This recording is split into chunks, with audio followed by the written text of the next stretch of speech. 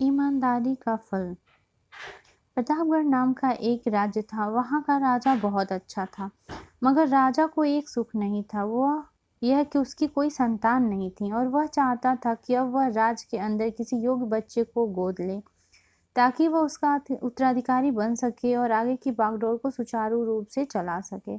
और इसी को देखते हुए राजा ने राज्य में घोषणा करवा दी कि सभी बच्चे राजमहल में एकत्र हो जाएं। ऐसा ही हुआ।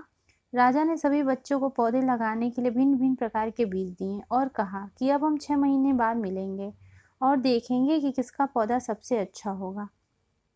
महीना बीत जाने के बाद भी एक बच्चा ऐसा था जिसके गमले में वह बीज अभी तक नहीं फूटा था, लेकिन वह रोज उसकी देखभाल करता था और रोज पौधे को पानी देता था।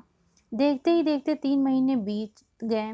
बच्चा परेशान हो गया। तभी उसकी माँ ने कहा कि बेटा धैर्य रखो, कुछ बीजों को फलने में ज़्यादा वक्त लगता है। और वह पौधे को सींचता रहा। 6 महीने हो गए। राजा के पास जाने का समय आ चुका था, लेकिन वह डरा हुआ था कि सभी बच्चों के गमले में तो पौधे होंगे और उसका गमला खाली होगा।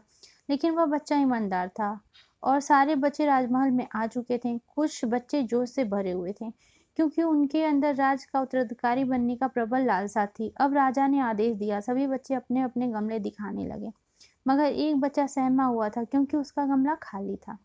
तभी राजा की नज़र उस गमले पर गई। उसने पूछा, तुम्हारा गमला खाली क्यों है? तो उसने कहा, लेकिन मैंने इस गमले की 6 महीना तक देखभाल की है। राजा उसकी ईमानदारी से खुश था कि उसका गमला खाली है, फिर भी वह हिम्मत करके यहाँ आ तो गया।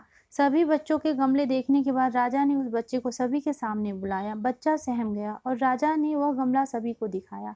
सभी बच्चे जोर जोर से हंसने लगे। राजा ने कहा, शांत हो जाइए, इतने खुश मत होइए। आप सभी के पास जो पौधे हैं वो सब बंजर हैं। आप चाहे कितनी भी मेहनत कर लें, उनसे कुछ नहीं निकलेगा। लेकिन असली बीज यही था। राजा उसकी ईमानदारी से बेहद खुश हुआ था और उस बच्चे को राज का उत्तराधिकारी बना दिया। मोरल ऑफ स्टोरी, अगर हम खुद के साथ ईमानदार हैं तो जीवन के किसी न किसी पड़ाव में सफल हो ही जाएंगे, क्योंकि हमारी औकात हमें ही पता होती है। हम खुद को पागल बनाकर खुद का ही नुकसान करते हैं। Thanks for watching.